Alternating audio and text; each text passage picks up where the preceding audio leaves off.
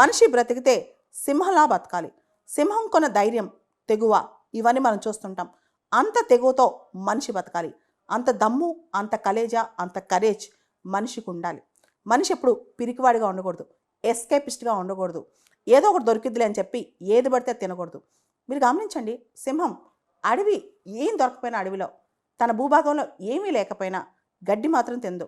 చివరికి ఆకలితో చావనైనా చేస్తుంది, కానీ గడ్డి తిని మాత్రం బతకదనమాట. సింహానికున్న ఆ క్యారెక్టర్ సింహమే. అందుకే సింహం అడవికి రాజైంది. చచ్చినా రాజే, బతికినా రాజే. సింహం రారాజే ఎప్పటికైనా సరే. మనం చూస్తుంటే సింహం తన టెరిటరీ కాపాడుకోవడానికి ఏ వ్యక్తి అయినా ఎంత పెద్ద వెపన్తో వచ్చినా సింహం ఎవరికీ భయపడదు, పోరాడుతూనే ఉంటుంది. పోరాటంలో చావటానికైనా రెడీ అవుతుంది అనమాట. అంటే మనిషి తన ఫైట్ అంత గట్టిగా చేయాలని అర్థం.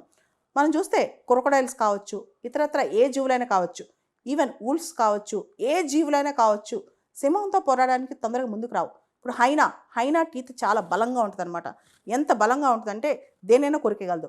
20 హైనాలు వచ్చినా సరే సింహాన్ని ఏమి చేయలేము అనమాట. సింహం పోరాడి పోరాడి గెలుచుద్ది, లేదా పోరాడి పోరాడి అక్కడే చనిపోయింది. కానీ సింహం ఎప్పుడు సింహలానే ఉంటుంది.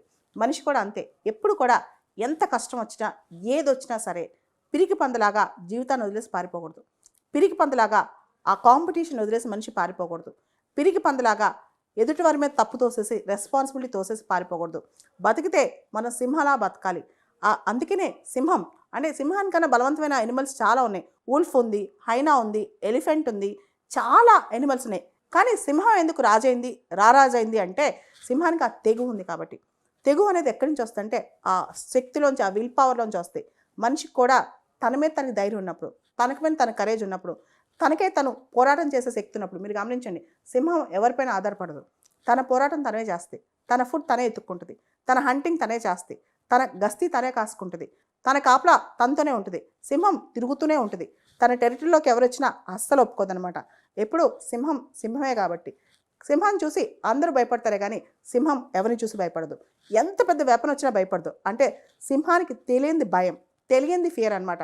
మనిషికి ఈ క్వాలిటీస్ ఉంటే, ఇలాంటి క్వాలిటీస్ ఉంటే, అంత తెగువ, అంత ధైర్యం ఉంటే ఇప్పుడున్న ప్రపంచంలో బతకగలడు. ముఖ్యంగా ఒంటరిగా ఒక కింగ్డమ్ స్థాపించాలంటే, ఒంటరిగా ఒక ఎంపైర్ నడపాలంటే, ఒంటరిగా ఒక ఎకో సిస్టమ్ను ముందుకు తీసుకెళ్ళాలంటే మనిషికి ఆ లక్షణాలు ఉండాలి. లేకపోతే పిరికి పందులాగా పారిపోవాల్సి వస్తుంది మనిషి. కాబట్టి బతికితే సింహాలా బతకాలి ఏ మనిషి అయినా.